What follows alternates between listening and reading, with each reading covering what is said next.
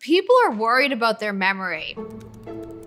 If you're forgetting to show up for your 4 o'clock meeting, or you forgot the actor who played Tony Soprano in the HBO series The Sopranos. Can't remember that guy's name. What is it? A lot of us tend to blame ourselves. This absent-mindedness is a sign of mental weakness or a failing memory or a lack of character. But 99% of forgetting that happens to all of us is normal.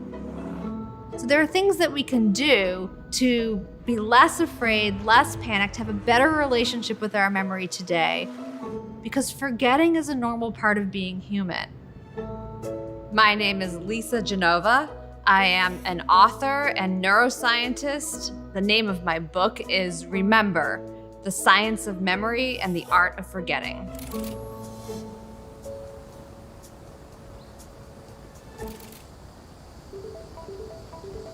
So how do we reinforce our memories? How do we make our memories stronger, resilient to time, so that we can recall them decades later? The first essential ingredient in creating a memory that's going to last longer than this present moment is attention. If I put my glasses down and don't give it a moment's attention to notice where I've put this, I can't remember where they are because I never formed that memory to begin with. Your brain will never remember what you don't pay attention to. Chronic stress is really bad for our memory. Stress hormones mobilize your brain and body to respond, to fight, to flee, to react quickly, not to think. Stress is meant to be an acute, quick, on and off phenomenon. So what happens in your brain and body if you're exposed to chronic, unrelenting stress, and how does that affect your memory? Under chronic stress, your body will just keep dumping adrenaline and cortisol and it can't shut off. This is bad for memory. You are actually shrinking your hippocampus, the part of your brain that's essential for forming consciously held memories is going to be smaller. You will be inhibiting neurogenesis, the birth of new neurons. The very good news about all of this, because I've probably just scared everyone, is that there are things that we can do to combat stress. This is where things like yoga, meditation, mindfulness, and exercise come into play. All of these have been shown to restore the size of people's hippocampus who've been chronically stressed. A quick word on meditation. A lot of people are intimidated by meditation. They sort of know that this is probably good for them in lots of ways, but maybe don't know how to do it. Here's a 9-second meditation to help restore your cortisol levels and to help save your hippocampus and your ability to remember. Close your eyes if you can. Breathe in through your nose to the count of 4. Hold it for a second and then breathe out through your nose to the count of 4. And notice how you feel. Here's what's going on. The stress response causes you to breathe like this.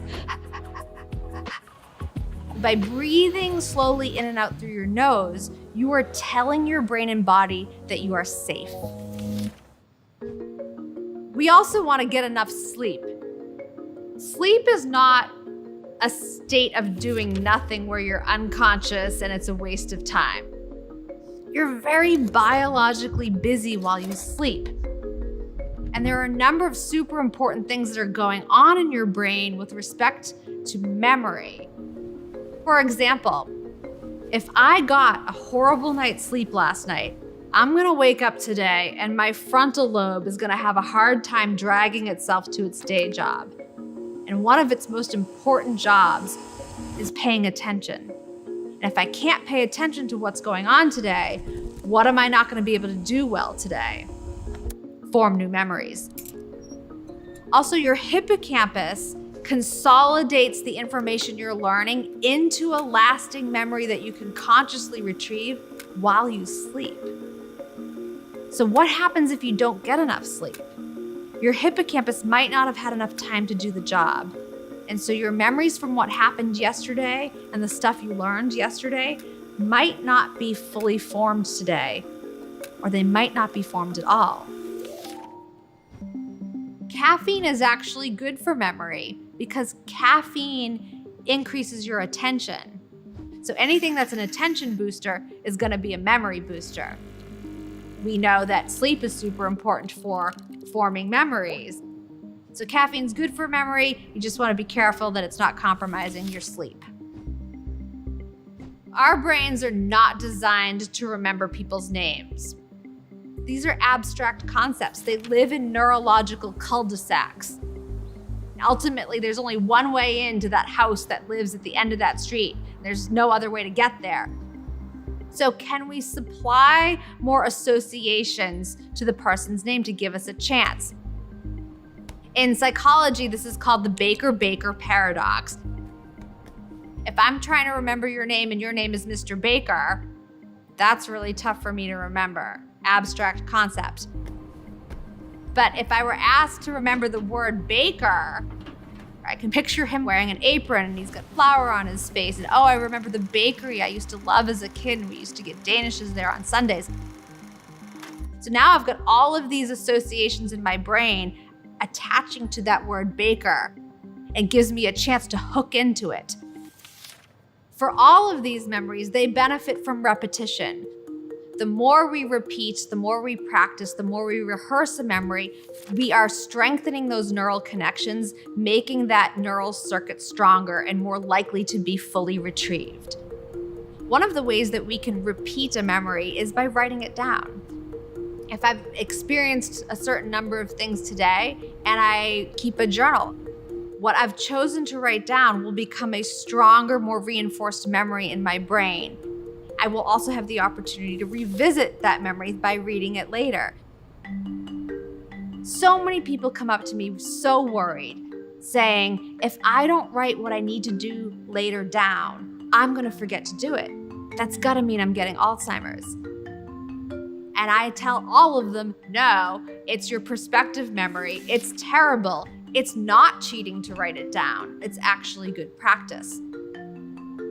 Airline pilots do not rely on their brains and their perspective memories to remember to lower the wheels before landing the plane. They outsource the job to a to-do list, a checklist. We should all write it down. Put it in your phones, put it in your calendar alerts, make to-do lists. If you want to remember to pick up milk at the grocery store, write it down. Another way to better remember this information has to do with self-testing. If I'm trying to consolidate something into memory and I'm only putting the information in, I'm traveling one way on the neurons. If I then try to recall the information, I'm pulling the information out. Now I'm going the other way. Going over those circuits in both directions will help reinforce and make that memory stronger. Okay. Having a word stuck on the tip of your tongue is a normal glitch in memory retrieval. It's just a byproduct of how our brains are organized. So looking up a word, Googling a word that's on the tip of your tongue isn't cheating. It will not cause digital amnesia. It will not make your memory weaker in any way. It frees you up. We can Google anything that we can't remember at a moment's notice and then use that information to continue thinking, to continue the conversation, to learn more. You have my permission to Google it and look it up. What I would love for you to take away from all of this is that your memory is amazing. It is limitless in what it's capable of remembering if you supply it with the right kind of information, if you supply it with the right kind of tools and associations. And it's wildly imperfect. And that's just the price of owning a human brain. Forgetting is a normal part of being human. Get smarter, faster with videos from the world's biggest thinkers. To learn even more from the world's biggest thinkers, get Big Think Plus for your business.